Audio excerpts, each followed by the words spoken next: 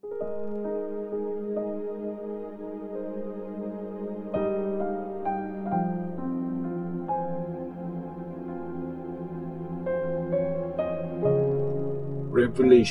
chapter 1. Ito ang mga bagay na ni-reveal ni Jesus Christ. Binigay sa kanya ng Diyos ang revelation na ito para ipakita sa mga lingkod niya ang mga bagay na malapit nang mangyari, at pinadala ni Christ ang angel niya sa likod niyang si John para ipaalam ang mga ito. Sinabi ni John ang lahat ng nakita niya.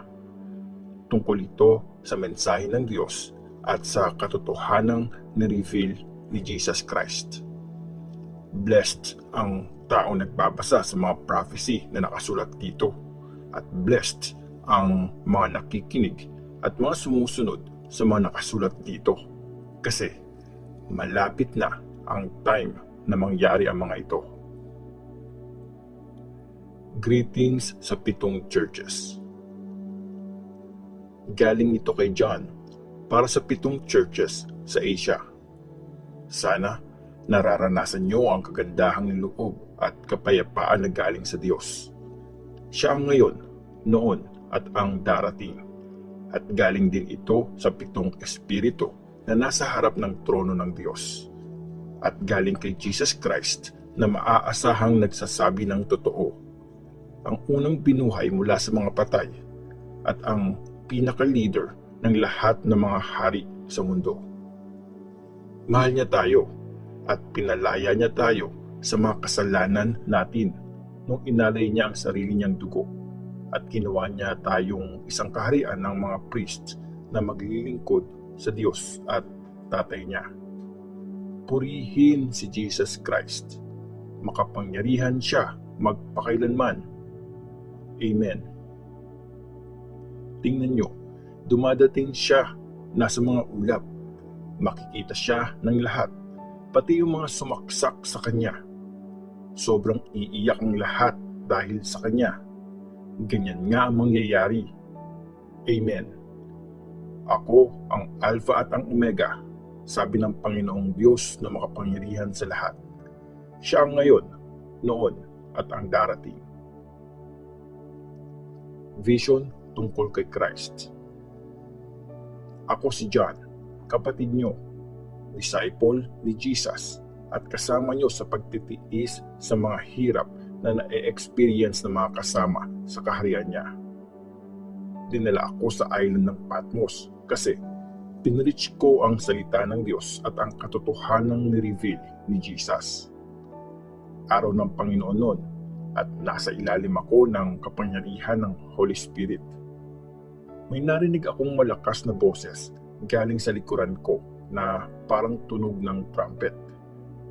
Sabi ng boses, isulat mo sa isang libro ang mga nakikita mo. Tapos, ipadala mo yon sa 7 churches na ito: Ephesus, Smyrna, Pergamum, Thyatira, Sardis, Philadelphia, at Laodicea. Lumingon ako para tingnan kung sinong kumakausap sa akin, at may nakita akong 7 gold na ilawan. May nakita akong parang anak ng tao sa gitna ng mga ilawan na yon. Nakarobe siya na mahaba, tapos may gold na tela na nakatali sa bandang dibdib niya. Maputi yung buhok niya, kasing puti ng balahibo ng tupa o kaya ng snow. Tapos yung mga mata niya, parang apoy na nagliliyab. Kumikinang ang mga paa niya, parang bronze na pinakintab at dinaan sa apoy. At parang rumaragas ang tubig ang boses niya. May hawak siyang 7 stars sa kanang kamay niya, at may matalas na espadang lumalabas sa bibig niya na magkabilaan ng talim. Nakakasilaw yung mukha niya, parang araw pagtanghaling tapat. Nung nakita ko siya, bumagsak ako na parang patay sa paanan niya. Pinatong niya yung kanang kamay niya sa akin. Tapos sinabi niya, "Huwag kang matakot. Ako ang una at ang huli at ang nabubuhay. Namatay ako noon, pero tingnan mo, buhay ako ngayon at magpakailanman.